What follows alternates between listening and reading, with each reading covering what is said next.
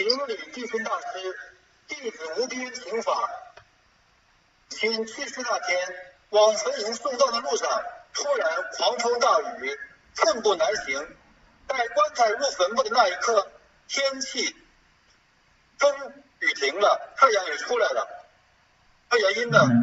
我姑80多岁去世，也是同样大雨倾盆，昏天黑地，棺材入坟口的那一刹那，雨过天晴，艳阳高照，这是什么因缘？求师傅指点迷津。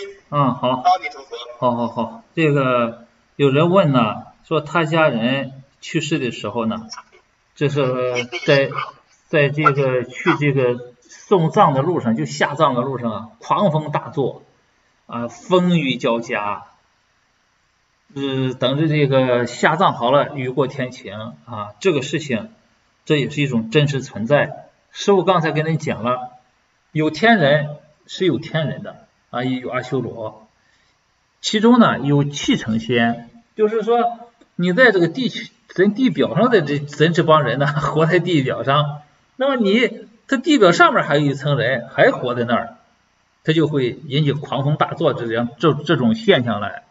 所以这说明呢，你的家人通通都已经升到稍微高一层次的这个按天上去生活去了，他就会有这种狂风大作的现象有雨过天晴的现象这是一个好的这个缘分。